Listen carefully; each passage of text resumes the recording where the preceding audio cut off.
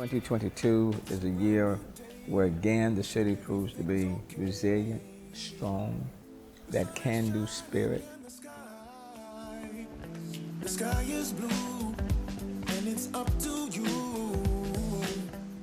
When I look at 23, it is the opportunity to really focus on major initiatives, transit, mobility, a more walkable, pedestrian-friendly city that's not just built for cars and trucks, a city where the parks and the green space have been enhanced, a city that is in redesign.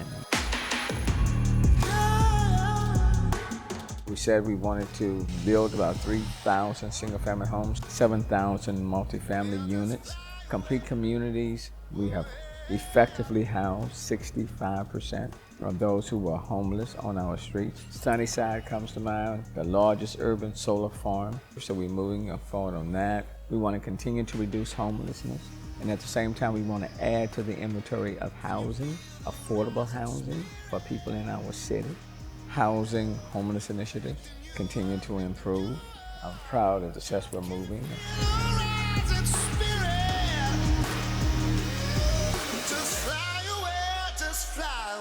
So there's a great deal of emphasis on climate mitigation, building a stronger, resilient, more sustainable city. All of the city's 550 buildings are powered by renewables. The city of Houston purchases more renewables than any other city in the country. We're the energy capital of the world, but we seek to lead in energy transition. So working in collaboration with Greentown Labs, which is the largest incubator on the North American continent. The goal was to construct 50 2.0 energy companies by 2025. Greentown Labs has already exceeded that mark and constructed more than 64 of those climate tech, clean tech companies. We all have to do our part. African-American mayors represent more than 1/3 of the GDP of this country. So it says that we've come a long way.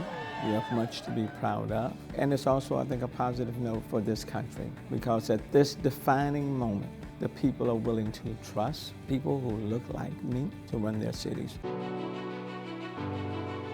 But if you take the Sunnyside solar farm as an example, those acres have been holding down that community for the last 50 years. But to turn it now into the largest urban solar farm in the United States, enough power to power 5,000 to 10,000 homes, creating green jobs and opportunities, transforming that community for the better, those people in that community will benefit directly. So they're in this space. The city of Houston is not just a follower, we are taking active steps to lead. And quite frankly, the conversation on climate, as well as the conversation on resilience, go hand in hand. That's the solar energy right there.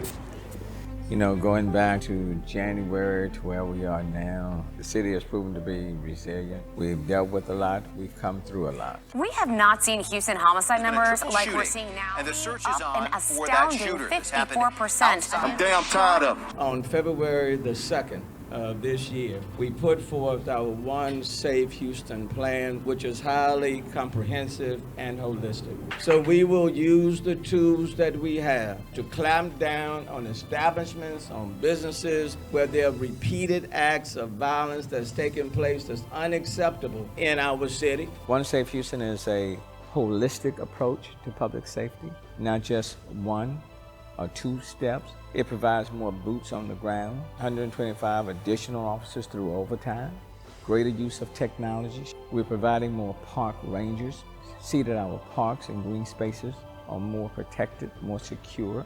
We're providing dollars for the gun buyback program, and we've had the most successful single-day gun buyback program in the country.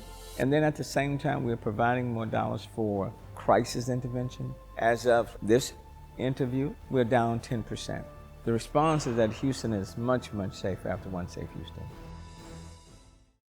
Well, regardless, you know, when you get a diagnosis, and even though it may be one that you don't want to hear, you know, life doesn't stop. Surprising announcement coming from Houston Mayor Sylvester Turner after the State of the City address. He revealed his cancer diagnosis. At about 3 o'clock, the doctor calls me and he says, I don't think you're gonna make this trip. And then the next thing I know, a week later, I'm in the hospital, 9 hours of surgery. And they discover what they call osteosarcoma.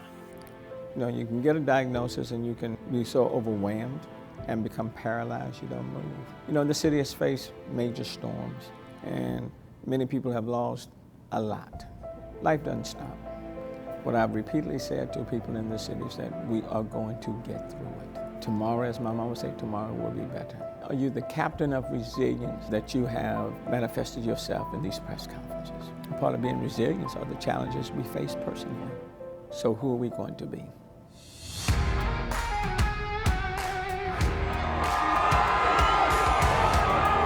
the Astros to come through one more time, go to the playoffs, go to the World Series, and win. I think that the success of the Astros embodies the spirit of the city.